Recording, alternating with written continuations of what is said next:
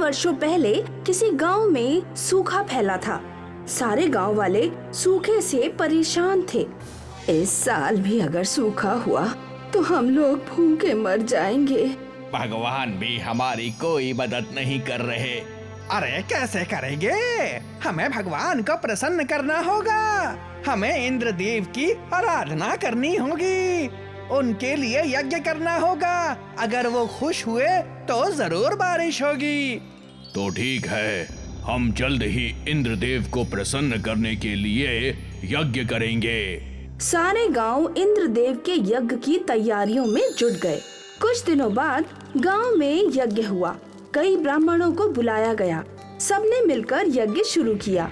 इंद्रलोक में बैठे हुए इंद्रदेव गांव वालों की भक्ति से प्रसन्न थे। सूखा पड़ने से इनका बहुत नुकसान हो रहा है। ये लोग सच्चे मन से मेरी भक्ति कर रहे हैं। इनकी भक्ति का मुझे सम्मान करना चाहिए। ये जादुई नगाड़ा है। जब भी कोई गांव वाला इस नगाड़े को बजाएगा तो बारिश होगी। आज से कभी भी इस गांव में सूखा नहीं पड़ेगा। मेरी कृपा हमेशा इस गांव पर बनी रहेगी। नगाड़ा पाकर गांव वाले खुश थे। उस दिन गांव में नगाड़ा बजा और बारिश की बूंदें बरसने लगी। सारे लोग खुशी से झूम रहे थे। गांव वालों का यज्ञ सफल हुआ था। अब जब भी गांव वालों को बारिश की जरूरत होती तो वो लोग जादुई नगाड़ा बजाकर बारिश करवा देते थे। अब सब कुछ ठीक हो गया है पंडित जी। हाँ, हो तो गया है, पर क्या? पर हमारी जिस भक्ति से इंद्रदेव प्रसन्न थे, हमने वो भक्ति करना, उनको स्मरण करना छोड़ दिया है। इंद्रदेव तो खुद बोल कर गए थे कि उनकी कृपा हम पर हमेशा रहेगी। वो तो ठीक है, पर मैं सोच रहा हूँ कि अगर वो हमसे नाराज हो गए तो उनके प्रकोप से हमें कौन बचाएगा और उनका प्रकोप फिर हम सबको झेलना होगा। मुझे नहीं लगता ऐसा कुछ होगा, और अगर वो नाराज हो भी गए तो हम फिर से यज्ञ करके उन्हें मना लेंगे। आप इतनी चिंता मत कीजिए पंडित जी। मुखिया जी ने पंडित की बातों पर इतना ध्यान नहीं दिया। 1 साल बीत गया। किसी ने भी इंद्र को याद तक नहीं किया।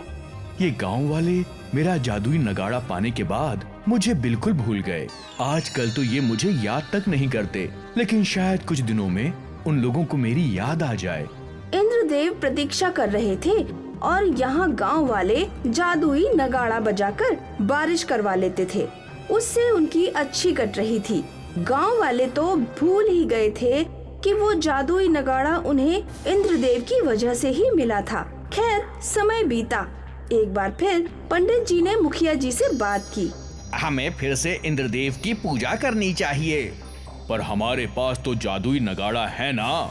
वो तो है, हमें जादुई नगाड़ा इंद्रदेव की कृपा से ही मिला है और तब से हमने कोई पूजा तक नहीं की। वो तो है पंडित जी, पर मुझे नहीं लगता है कि कोई प्रकोप वगैरह हो सकता है। मुझे लगता है हमें पूजा करनी ही चाहिए। आपको लगता है तो आप कर लीजिए छोटी मोटी पूजा। मुझे नहीं लगता कि सारे गांव को पूजा करने की जरूरत है। इंद्रलोक में बैठे इंद्रदेव ये सब सुन रहे थे। उन्होंने ठान ली थी कि वो इन गांव वालों को सबक सिखाकर ही रहेंगे। अगले दिन पंडित जी ने पूजा आरंभ की। वो इंद्रदेव का आभार मान रहे थे। हे इंद्रदेव, आपकी कृपा से गांव खुशियों से भरा है। हम आपकी इस कृपा के लिए कृतज्ञ हैं। पंडित जी के मंत्र शुरू होते ही जादुई नगाड़ा अपने आप बजने लगा। हे इंद्रदेव, ये क्या माया है? और आसमान से पानी बरसने लगा। पंडित जी मंत्र पढ़ते रहे और वो नगाड़ा बजता रहा। पंडित जी की पूजा खत्म हो गई, पर जादुई नगाड़ा रुक ही नहीं रहा था। देखते ही देखते गांव में पानी भरने लगा। हे भगवान, ये क्या अनर्थ हो रहा है? भगवान, हमें बचा लो। हम सबको मंदिर जाना चाहिए। मुखिया जी के आदेश पर सारे गांव वाले मंदिर पहुँचे। सभी अपने आप बजने वाले जादुई नगाड़े को देखकर हैरान थे। पंडित जी, ये क्या हो रहा है? जिस बात का डर था वही हुआ। इंद्रदेव हमसे नाराज हो गए हैं। आज शायद वो सारे लोगों को डुबाकर मारेंगे। हमें इंद्रदेव से माफी मांगनी होगी। सारे गांव वाले हाथ जोड़कर माफी मांगने लगे। हमें माफ कर दीजिए इंद्रदेव। अगर ऐसी ही बारिश चलती रही तो हमारा सारा गांव पानी में डूब जाएगा। रोक दीजिए ये बारिश। इंद्रदेव, हम पर कृपा कीजिए, कृपा कीजिए। लोगों की एक साथ गुहार सुनकर जादुई नगाड़ा बजना रुक गया और साथ ही बारिश भी रुक गई और उनके सामने इंद्रदेव स्वयं प्रकट हुए। आज तुम लोगों ने मुझे बहुत बड़ी बात सिखाई है कि किसी को भी उसकी सोच से ज्यादा नहीं देना चाहिए, वरना तुम इंसान इतने मतलबी हो कि भगवान का अस्तित्व भी भूल जाओगे। अगर तुम्हारे जीवन में संकट है तो ही तुम भक्ति करते हो, इसलिए अच्छाई और बुराई का ये पहिया हमेशा चलता रहना चाहिए। इंद्रदेव गायब हो गए और साथ ही जादुई नगाड़ा भी। इस दिन के बाद हर सावन से पहले गांव वाले इंद्रदेव की पूजा करते थे, उनका आवाहन करते थे और इंद्र वर्षा करके इन पर कृपा करते थे। फिर कभी इंद्रदेव ने किसी को जादुई नगाड़ा नहीं दिया। मैं तो समझ गया और आप भी समझ जाइए। अगर आप किसी के लिए जरूरत से ज्यादा करेंगे तो लोग आपका महत्व भूल जाएंगे, जैसा मेरे साथ हुआ। भक्त हैं तभी तो भगवान हैं, और भक्त के जीवन में दुख है तभी तो भक्ति है। इसलिए दुख और सुख का चक्र हमेशा चलते रहना चाहिए। उधारपुर नाम का एक गांव था। गांव में था बब्बन टी स्टॉल।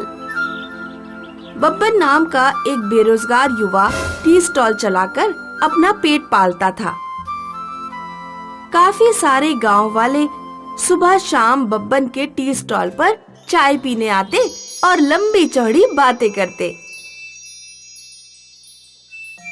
वो अपना भीखू। हाँ भीखू, उसका क्या?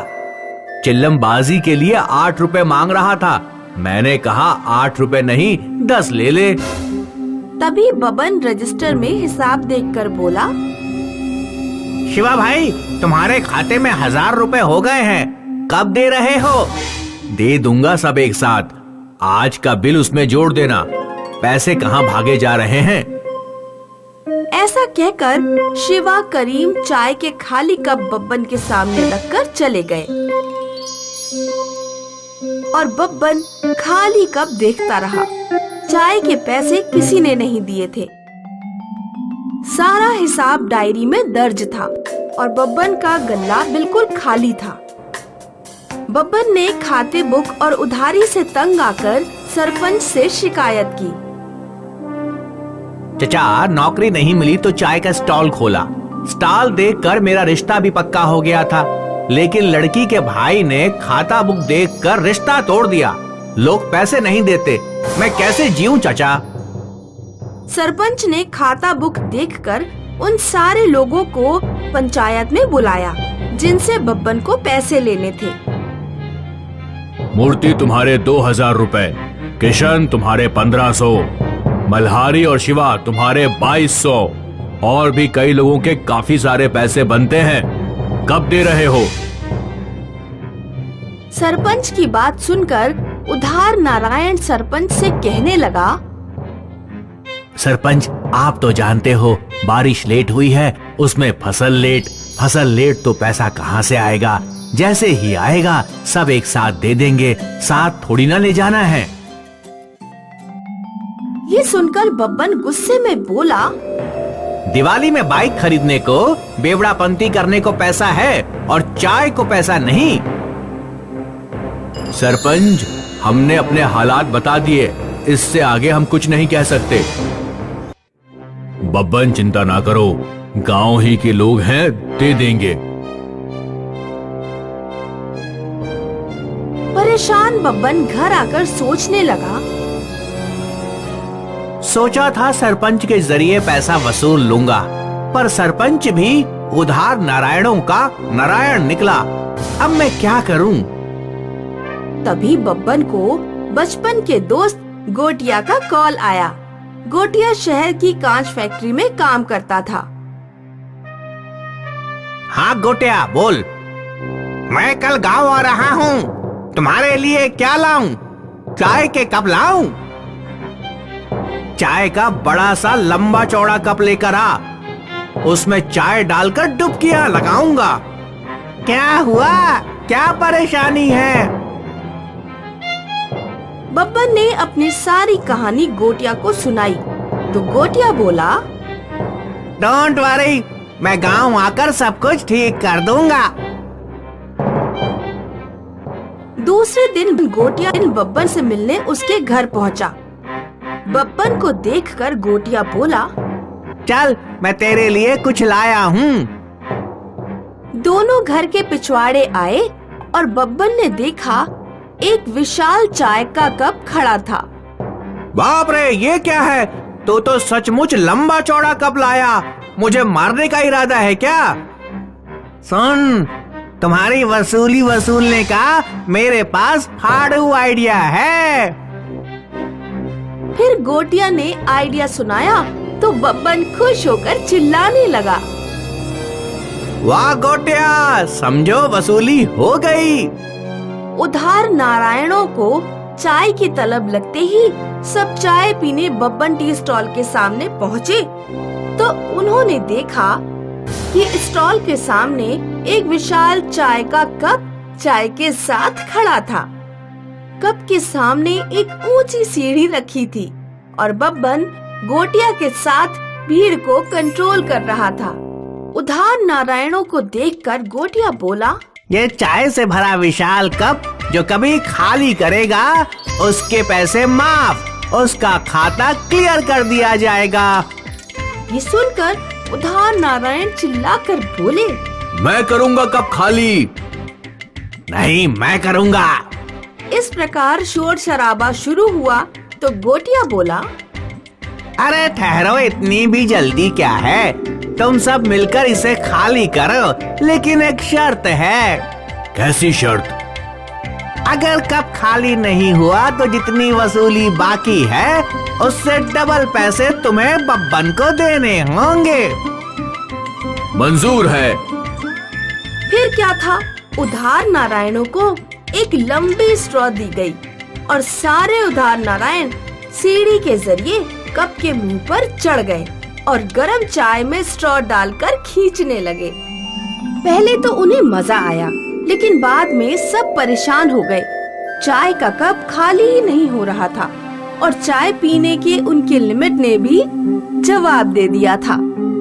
चाय पेट भर के पीने से एसिडिटी खलबल मचाने लगी। उधार नारायण उल्टियां करते हुए सीढ़ी से नीचे उतरे और सर झुकाकर उनके सामने खड़े हुए। कब जैसा का तैसा था।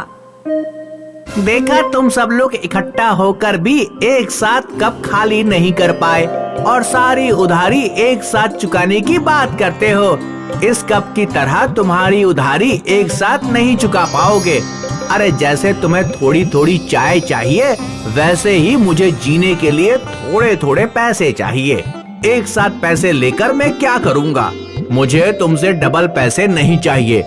बस कृपा करके मेरे जितने बनते हैं उतने दे दो। ये सुनकर सारे उधार नारायण पैसे निकालकर बब्बन के हाथों में थमाने लगे और शर्म के मारे सिर नीचे झुकाकर कल्टी मारने लगे। इस प्रकार गोटिया के सूझबूझ और विशाल चाय के कप से बब्बन की सारी वसूली वसूल हो गई।